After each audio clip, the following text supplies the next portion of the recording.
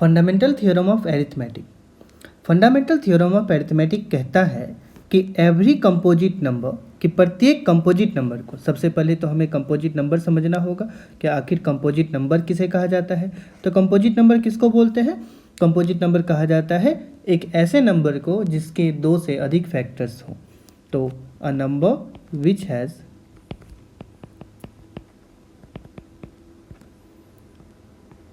more than two factors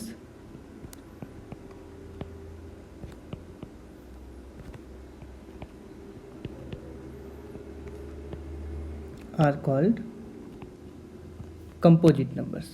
उन्हें ही हम लोग क्या बोलते हैं? तो उन्हें ही हम लोग कंपोजिट नंबर कहते हैं।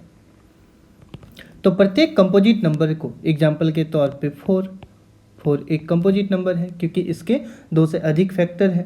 तो प्रत्येक कंपोजिट नंबर को हम एक्सप्रेस कर सकते हैं, मतलब कि फैक्टराइज कर सकते हैं as a product of primes के रूप में, मतलब प्राइम्स के रूप में एक्सप्रेस कर सकते हैं। तो प्राइम किसे कहा जाएगा?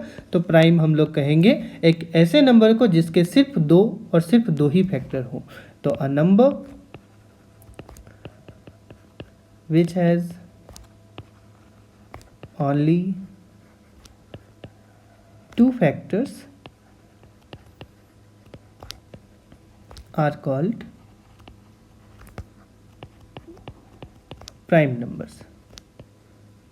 एग्जाम्पल के तौर पे 2, 3, 5, 7, 11 ये सभी जो है प्राइम नंबर्स हैं। इन्हें प्राइम नंबर इसलिए कहा जाता है क्योंकि इसके दो और सिर्फ दो ही फैक्टर्स हैं। तो फंडामेंटल थ्योरम ऑफ अरिथमेटिक कह रहा है कि प्रत्येक कंपोजिट नंबर को हम प्रोडक्ट ऑफ प्राइम्स के रूप में लिख सकते हैं और उसका जो फैक्टराइजेशन होगा वो फैक्टराइजेशन हमेशा यूनिक होगा, चाहे उसको किसी भी ऑर्डर में किया जा रहा हो। चलिए इसको समझते हैं कि कैसे इसका फैक्टराइजेशन को हम लोग यूनिक समझते हैं। इसके फैक्टराइजेशन को हम लोग यूनिक समझ सकते हैं कैसे, तो वो हमें सबसे पहले यहाँ पर समझना है।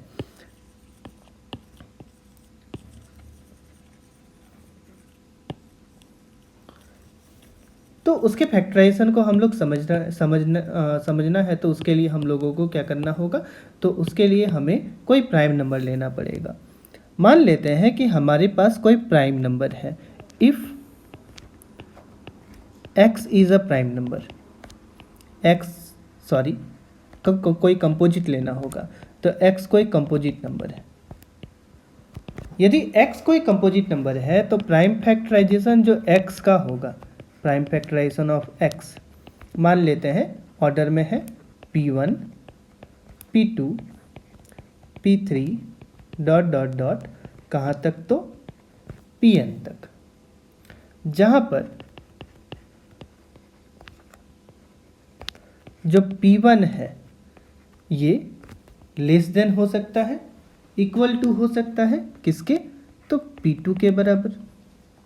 p2 जो है लेस देन और इक्वल टू हो सकता है p3 का, जो इसी तरीके से ये सभी जो है less than equals to pn के बराबर भी हो सकता है। मतलब कि हम जो भी यहाँ पे प्राइम फैक्टर्स ले रहे हों वो प्राइम फैक्टर्स असेंडिंग ऑर्डर में लिखा गया है। मतलब कि p1, p2, p3 dot dot dot क्या है? तो इसको असेंडिंग ऑर्डर पे लिखा गया है। चलिए एक प्राइम फैक्टराइजेशन देखते हैं। सपोज दैट आपको कहा जाए कि प्राइम फैक्टराइजेशन निकालिए 64 का।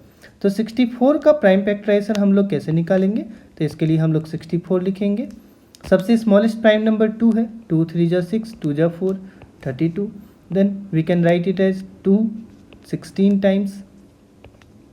तब इसको हम लोग फिर लिख सकते हैं 2 8 जा 16, 2 4 जा 8, 2 2 जा 4 एंड देन 2 1 जा 2।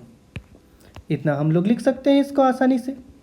अब इस 64 को हम लोग क्या लिख सकते हैं? तो prime factorization of 64 equals to 2 कितनी टाइम्स है?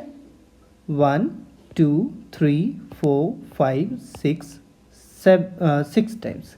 तो हम इसको लिख सकते हैं 2 multiply by 2 multiply by 2 multiply by 2 multiply by 2 multiply by 2, 6 times हो गया। इसको लिख सकते हैं 2 टू द पावर कितना? 6।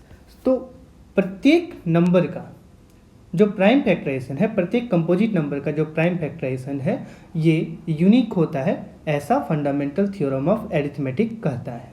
तो इसको हम लोग फंडामेंटल थ्योरम ऑफ एरिथमेटिक इसी को कहते हैं कि यही फंडामेंटल थ्योरम ऑफ एरिथमेटिक है जो बताता है कि प्रत्येक कंपोजिट नंबर का प्राइम फैक्टराइजेशन क्या होगा, तो यूनिक होगा, जिसको हम लोग इस टर्म पे एक्सप्रेस कर सकते हैं।